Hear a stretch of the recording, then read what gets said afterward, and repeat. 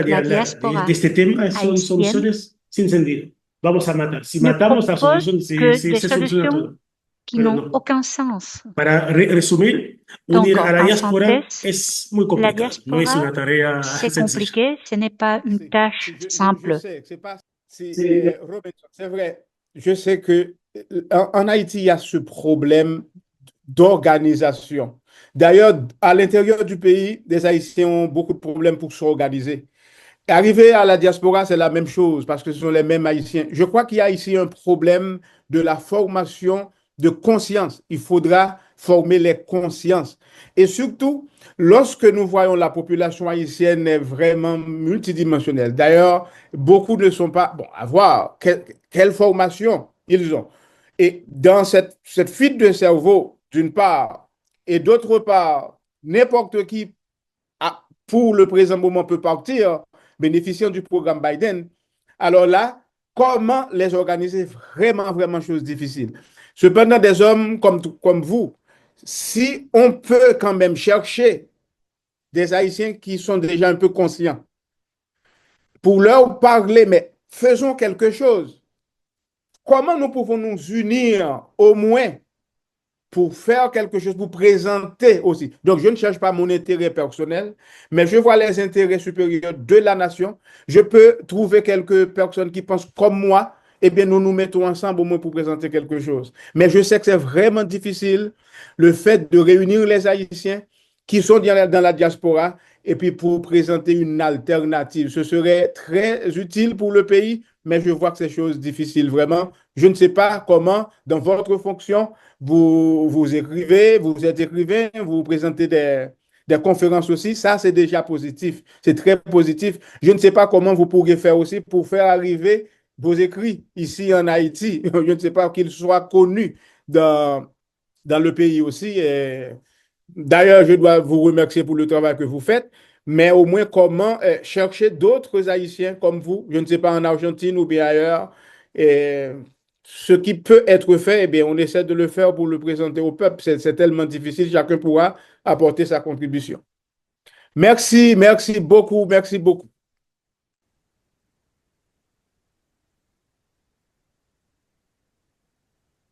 No vais a agradecer al padre, ¿no?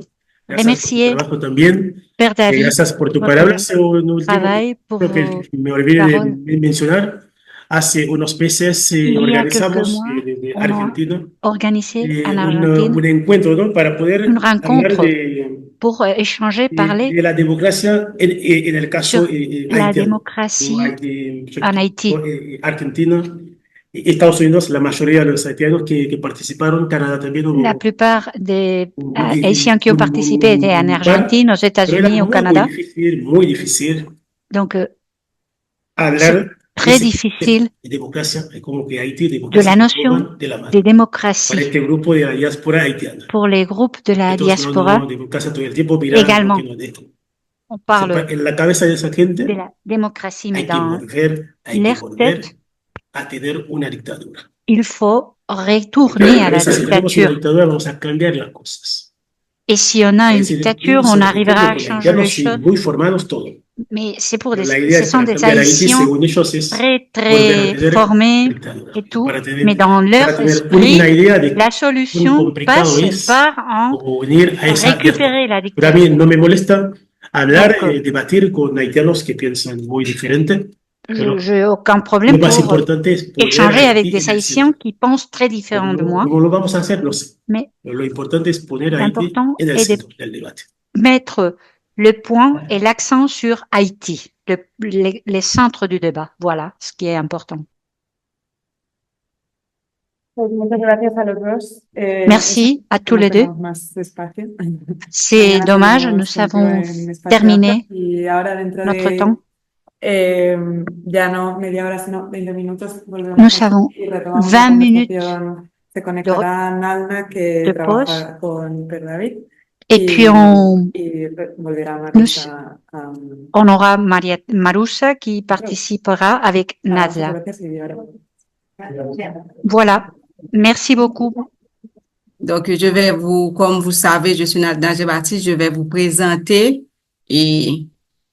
ce dont on a préparé. Donc, d'abord, je campe le contexte de la formation. Donc, nous avons formé plusieurs cohortes au fil des années, que ce soit au niveau des CFP salésiens ou sinon avec l'État, parce que nous avons formé des cohortes au Cap-Haïtien, à Port-au-Prince et dans plusieurs CFP de Port-au-Prince. Mais bon, comme l'a dit Marouksa tout à l'heure, on ne pouvait pas continuer parce qu'on a formé une seule cohorte pour l'État haïtien qui se trouve au Cap-Haïtien. Donc, l'objectif de nos sessions de formation, c'est former les formateurs apprenants à développer des compétences pédagogiques pour enseigner selon l'approche par compétences. Parce que nous avons fini par comprendre que nous travaillons jusqu'à présent, nous travaillons selon l'objectif, l'approche par objectif, mais qui ne porte pas fruit. Donc, nous voulons, avec l'État haïtien, comme c'est lui qui a initié ça, eh bien, on est parti sur sa lancée pour former les formateurs qui sont déjà en salle de classe à travailler suivant l'approche par compétences. Donc, comme l'a dit Marouksa, c'est toute une histoire, c'est toute une aventure et je pense que et on aime ce qu'on fait parce que on rentre dans l'aventure, on s'embarque dans l'aventure malgré vents et marées. Donc, voici nos objectifs et vraiment depuis plus de 8 ans, nous travaillons pour atteindre ces objectifs-là avec ces plusieurs cohortes, ces plusieurs groupes que nous formons. Donc, nous avons pu former des gens dans la salle de classe qui travaillent déjà. Nous avons pu former aussi des futurs enseignants qui ne travaillaient pas, mais grâce à cette formation, ils ont pu entrer dans une salle de classe. Mais aussi, on a eu une cohorte avec les Salésiens où nous avons formé les prêtres salésiens, des religieuses et puis des universitaires au niveau de l'APC qui a donné un résultat formidable. Donc, et je continue. Maintenant, je parle un petit peu de l'équipe de l'INTEC. Nous sommes pas beaucoup, c'est une petite équipe. Donc, au départ, nous sommes 4, nous étions 4, donc 3 formateurs de formateurs et 2 formatrices. Donc, on les appelle couramment F2F et moi-même, et ce qui fait que nous étions 4. Et nous étions formés par un expert canadien, Yannick Daoudi, et puis certifié par l'INFP. Institut national de formation professionnelle. Par la suite, nous avons pu former nous autres des F2F, donc et nous avons pu travailler avec eux. Maintenant, il y a 2 autres qui ont intégré l'équipe, qui fait que nous sommes passés de 4 F2F à 6 F2F. Donc, les 2 derniers sont formés par nous.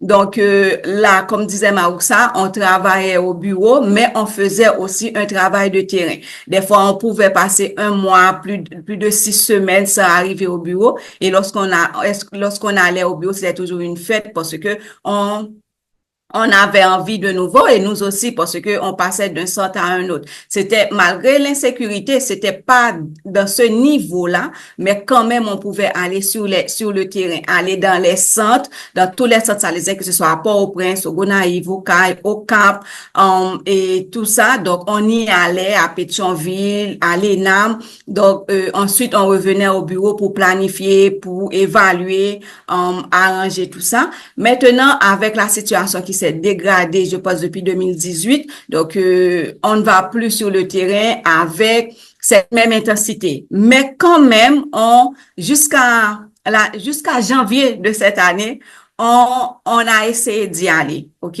Donc, je suis allée au CAI, on faisait de la formation à Port-au-Prince. Et il y a une équipe qui s'est rendue au Cap-Haïtien jusqu'à janvier de cette année. Mais malheureusement, c'est tellement dégradé. Maintenant, on reste seulement en télétravail. On fait de la formation en télétravail qui est vraiment difficile que vous allez voir. Donc, c'est, comme l'a dit Madame Rodriguez, des fois, Pedro, David nous dit, s'il vous plaît, ne vous mettez pas en danger parce que c'est vrai que les routes sont dangereuses, mais on a tellement envie de ce contact humain, pas seulement de rester derrière un ordinateur, de les voir, mais vraiment de rester, d'aller les trouver. Donc, on brave le danger. On ne se met pas en danger. Pas totalement, mais on y va quand même pour faire. Mais malheureusement, depuis janvier, notre dernière sortie, c'est difficile. Tout ce qu'on essaie de programmer, parce qu'on a quand même essayé de programmer, ça ne marche pas. Mais nous espérons que peut-être d'ici l'année prochaine, début de l'année prochaine, on pourra recommencer avec nos formations présentielles.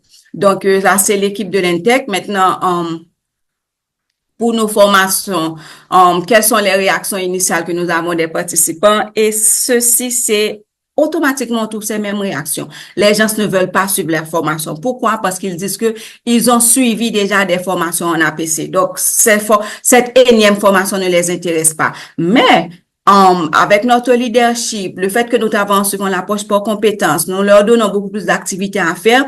Dès le 3e jour, ils sont motivés, ils changent de comportement. Il y en a beaucoup, 80-90 qui restent parce que ils voient déjà, eh bien, c'est pas une formation théorique qu'ils vont suivre, mais surtout une formation pratique. Et nous commençons avec le premier module métier et formation. Donc, à la fin du module, ils doivent signer pour dire s'ils vont rester, voici les conditions pour rester, voici tout le travail à faire. Donc, si on peut, deux jusqu'à peut-être 5 personnes peuvent laisser et ils nous disent pourquoi, mais la plupart restent parce que ils voient déjà que, eh bien, c'est pas une autre formation et théorique qu'ils vont suivre.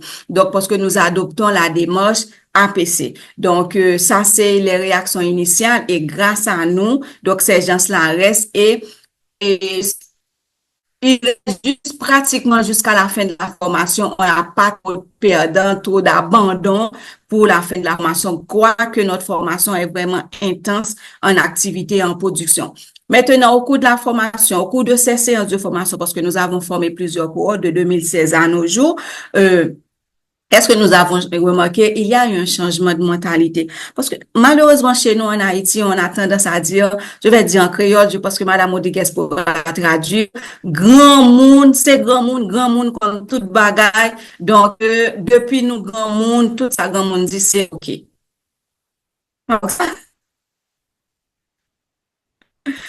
Donc, OK. Donc, ce qui fait que nous croyons dans l'adulte. C'est-à-dire que dès que le professeur est dans la salle de classe, il devient le maître incontesté de sa salle de classe. Donc, personne ne peut intervenir pour dire que ce qu'il fait n'est pas, la démarche qu'il applique n'est pas bon. Donc, maintenant, arriver à changer cette mentalité pour leur montrer que c'est pas facile. Croyez-moi, c'est vraiment très difficile. Nous avons dû aussi changer. Puis le fait que nous les encourageons à poser des questions, à intervenir, à dire qu'ils ne sont pas d'accord avec nous et ils voient que nous ne sommes pas fâchés, on ne les punit pas. Bon, on a affaire à des adultes, mais ils voient que ce que nous enseignons, c'est ce que nous faisons, c'est notre comportement. Donc, ils finissent au fur et à mesure par changer de mentalité. Donc, ils passent du rôle du maître, celui qui connaît tout, celui qui a la parole, celui qui a l'autorité, à celui d'accompagnateur, à celui du guide. Autre changement de mentalité que nous avons trouvé aussi, que nous avons constaté, c'est la collaboration. On a un manque de collaboration entre les formateurs. Chaque personne travaille de son côté. C'est comme s'ils sont isolés. Maintenant, le fait nous faisons beaucoup de travail en équipe, ils doivent intervenir en équipe. C'est une note d'équipe. On les encourage. On fait toujours des liens. On donne toujours des exemples dans la réalité, dans leur réalité. Donc, ils finissent par comprendre l'importance de la collaboration en équipe. Lorsque nous leur disons que s'ils ont un problème de gestion de classe, d'animation, de problème avec un étudiant, avec un groupe d'étudiants, donc s'ils avaient parlé avec les formateurs qui connaissaient déjà ces étudiants, donc ils n'auront pas pu avoir ces problèmes, donc ils finissent par comprendre. Donc notre formation, nos sessions de formation changent la mentalité de nos professeurs. Maintenant, quel impact que nous avons avec ces formations, malgré tous les problèmes que nous rencontrons? Donc, il y a une prise de conscience, sensibilisation au rôle de formateur et d'enseignant. Donc, ils comprennent qu'ils ne connaissent pas tout. OK? Donc, ils doivent continuer à se former. Donc, il y a la maîtrise pédagogique, connaissance approfondie de la pédagogie, parce que malheureusement, chez nous, beaucoup de personnes qui enseignent, c'est pas des gens qui ont fait et l'école normale, qui ont fait l'université. C'est surtout des gens qui ont appris sur le tas avec, comme on dit chez nous, un boss. Maintenant, la personne a un très bon niveau, la personne est un expert dans le matériel, dans la fabrication. Donc, maintenant, on le prend pour venir enseigner. Donc, là, maintenant, la pédagogie, la personne ne l'a pas, même s'il a la maîtrise de l'ouvrage. Donc, compétences de la production pédagogique. Maintenant, il voit la nécessité de produire des productions pédagogiques. Ce n'est pas de juste dire dans leur tête, voici ce qu'ils vont faire, mais c'est vraiment de préparer en amont et de préparer de très détaillé, très pédagogique ce qu'ils vont faire pour avoir un résultat concret, pour que ces étudiants-là qu'ils enseignent puissent avoir ces compétences.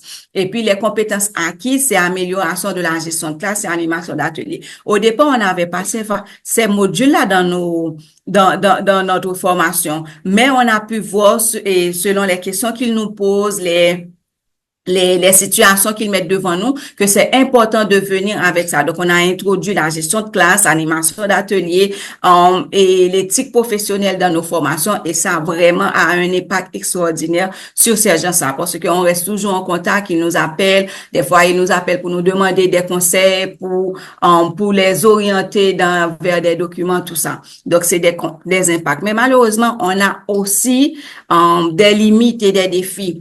Et surtout ces derniers temps, avec la situation qui se dégage dans le pays, on a une résistance à l'implémentation de la méthodologie. C'est sensible parce que de façon objective où la formation se fait à 80-70% théorie. Et s'il y a le temps, un petit peu de pratique. Donc, ces étudiants-là qui sortent de ces écoles apprennent vraiment le métier lorsqu'ils arrivent sur leur lieu de travail. Maintenant, avec l'APC dit c'est différent. Il faut qu'ils soient d'abord en acteur, il faut qu'ils connaissent le métier. Tu dis que l'étudiant est venu pour apprendre à faire une table, eh bien, depuis l'école, ils doivent apprendre à faire la table. Des MAO pédagogiques, les outils numériques aussi, on doit avoir l'électricité qui est quelque chose de luxueux chez nous. Donc, on comprend la résistance au changement. Ça, c'est au niveau de la direction des CFP. Maintenant, aussi, chez nous, et dans les centres salésiens, il y a beaucoup de personnel qui sont payés par l'État. Donc, avoir une grande autorité, une totale autorité sur ces personnes-là, c'est difficile pour les directeurs d'école. Donc, ça prend du temps maintenant et on peut avoir le plus souvent des problèmes. Ils sont récalcitrants à faire de la formation, à implémenter ça, à utiliser cette formation qu'ils ont appris. Donc, c'est les limites que nous avons. Donc, c'est un accès limité à des financements pour améliorer vraiment les infrastructures, tout et tout ça. Donc, ça, c'est au niveau de la direction des CFP. Maintenant, au niveau pour les formateurs, on a quand même aussi des limites. Il y a aussi le même accès restreint aux outils numériques. Croyez-moi, si on a 10 formateurs, parmi ces 10 formateurs, on va trouver seulement 2 qui ont un ordinateur.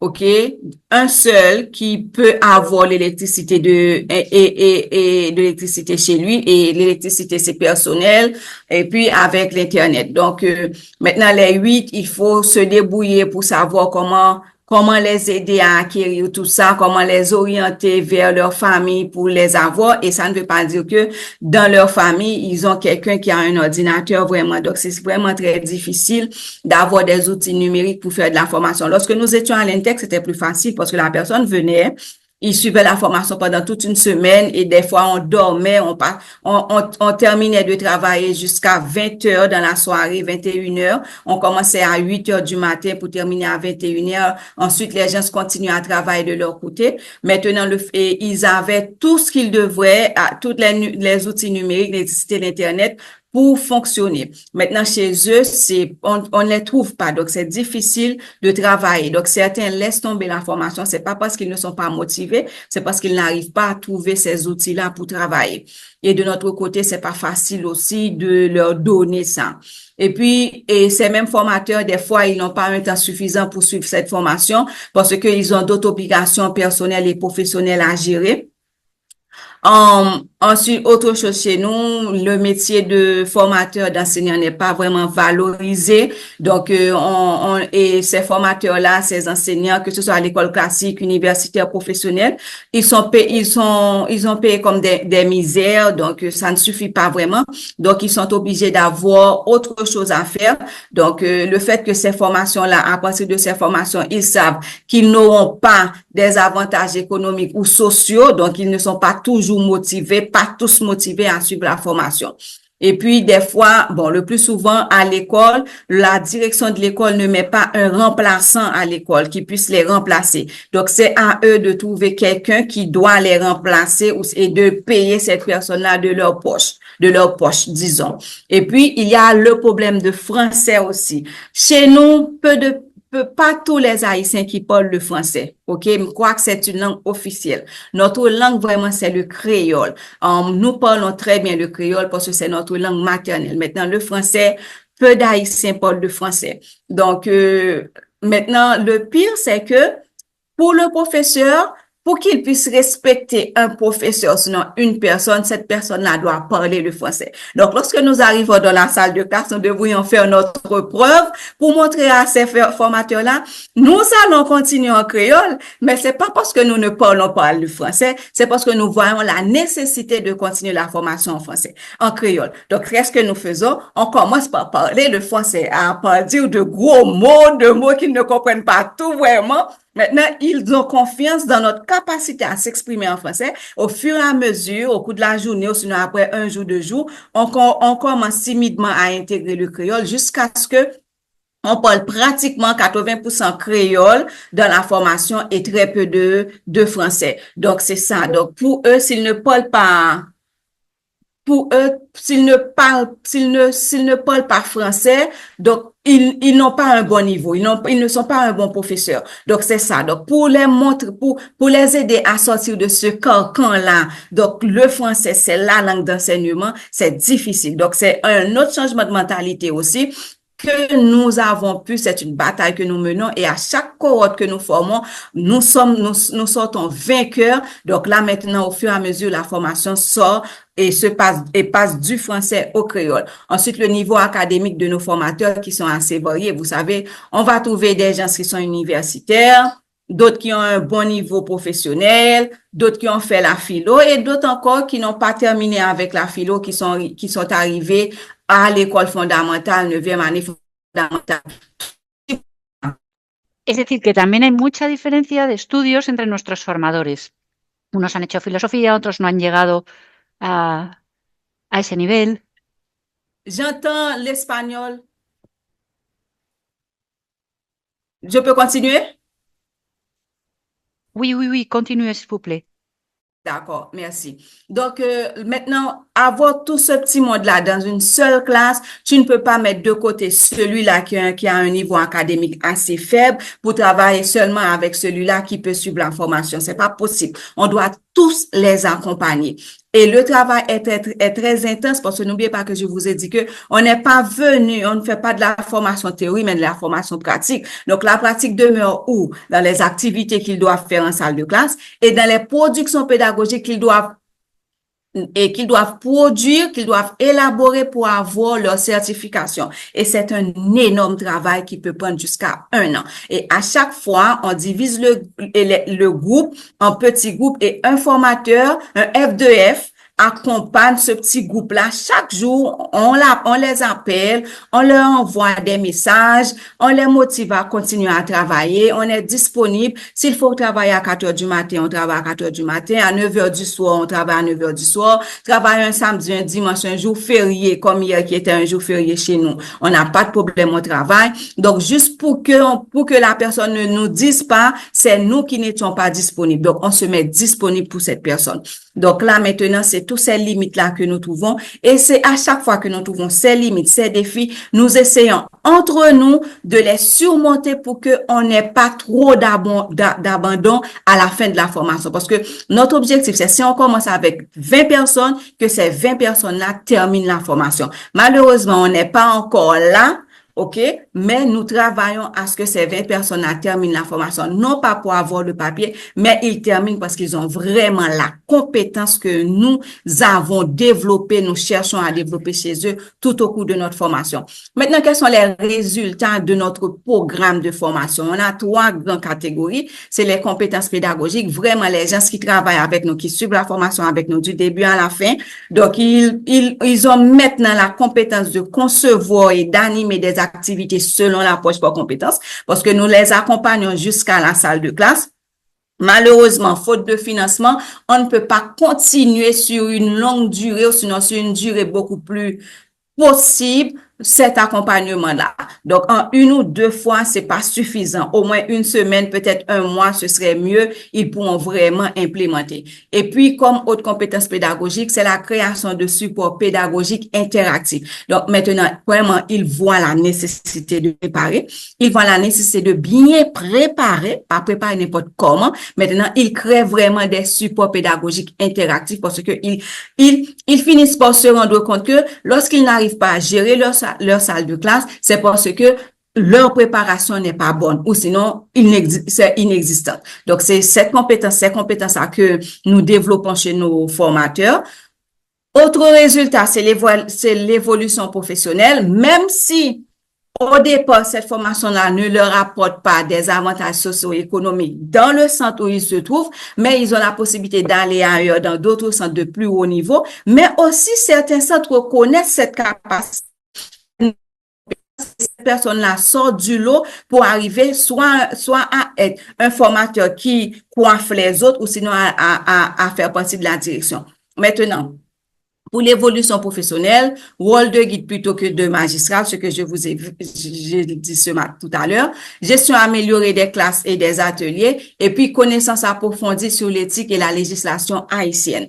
Et puis, comme cohésion et collaboration, et puis maintenant, ils ont la capacité de collaborer, de faire des échanges entre eux, pas seulement ceux qui sont dans le même centre, mais même ceux qui ne sont pas dans le même centre. Du moment qu'ils étaient dans le même groupe, ils continuent à garder cette collaboration et cette ouverture d'échange entre eux, et puis la sensibilisation accrue au rôle de formateur.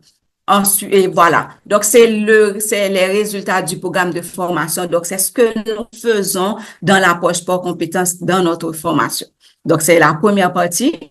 Je vais continuer, si c'est toujours OK, Madame Rodriguez, avec l'éducation à la citoyenneté globale. OK.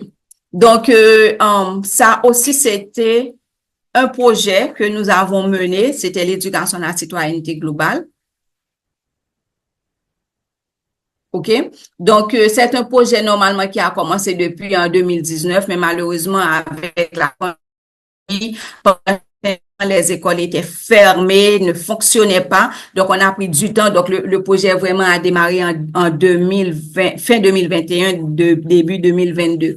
Donc, le projet, c'est Tout monde, c'est monde, mais qui a un rapport avec l'éducation à la citoyenneté globale. Donc, c'est un projet commun entre Haïti et puis l'Espagne. Donc, on a fait un manuel de formation et on a fait un manuel de formation pour pouvoir faire ça. Maintenant, on a pu sélectionner 5 écoles et pour participer à ce projet. L'objectif de ce projet, c'était promouvoir l'éducation à la citoyenneté globale. Maintenant, de ces 5 écoles, 4 vraiment ont répondu, ont fait des activités qui faisaient partie du projet. Maintenant, en janvier 2022, nous avons formé ces formateurs-là de ces écoles. C'était 2 formateurs par école sur l'éducation à la citoyenneté globale et